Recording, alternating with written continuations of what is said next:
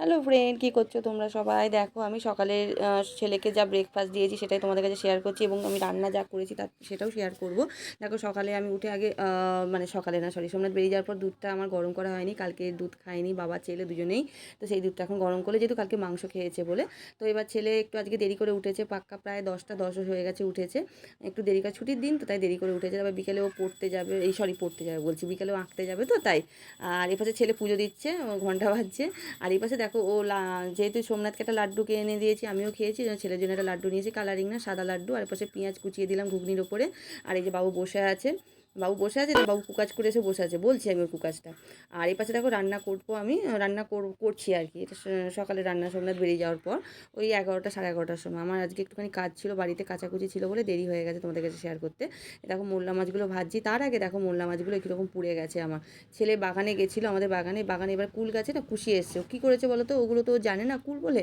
ও বল বলে না, ওর মধ্যে ঢিল দিয়েছে, তারপরে ওই লাঠি দিয়ে বাড্ডি না অনেকগুলো কুল ফেলেছে, নষ্ট করেছে। তো বকলাম ওকে।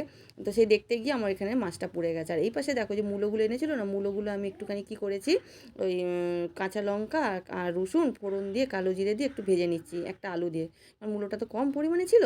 আর এই পাশে মোল্লা মাছটা আমি করব কালো জিরে, কাঁচা লঙ্কা পেঁয়াজ ফোড়ন দিয়ে, বেগুন দিয়ে, সাদা বেগুন দিয়ে করবো, একটু সর্ষে বাটা দেবো। আর এই কাশুরি মেথি নামানোর আগে একটু সর্ষে বাটা দিয়ে দেবো, ব্যাস হয়ে যাবে, সর্ষে গুঁড়ো যেটাকে বলা হয়।